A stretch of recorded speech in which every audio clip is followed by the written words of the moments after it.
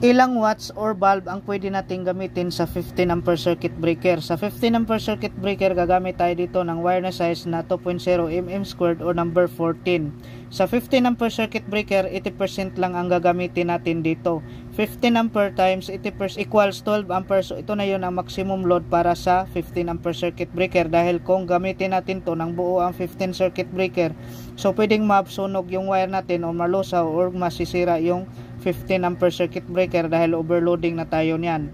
So para makuha naman kung ilang watts ang nasa 15 ampere circuit breaker, gagamit tayo dito ng formula na P equals B times I. Ibig sabihin ng V voltage, I naman current. Ang voltage yan yung supply natin sa bahay na 220 volts. Ang I naman yan yung maximum load sa 15 ampere na 12 ampere.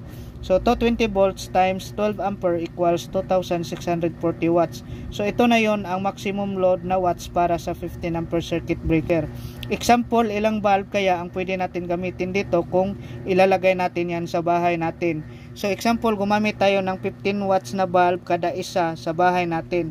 So i-divide lang natin yan, 2,640 watts divide 15 watts equals 176 bulb. So ito na ang 176 bulb na load capacity sa 15 watts na gagamitin natin sa 15 ampere circuit breaker.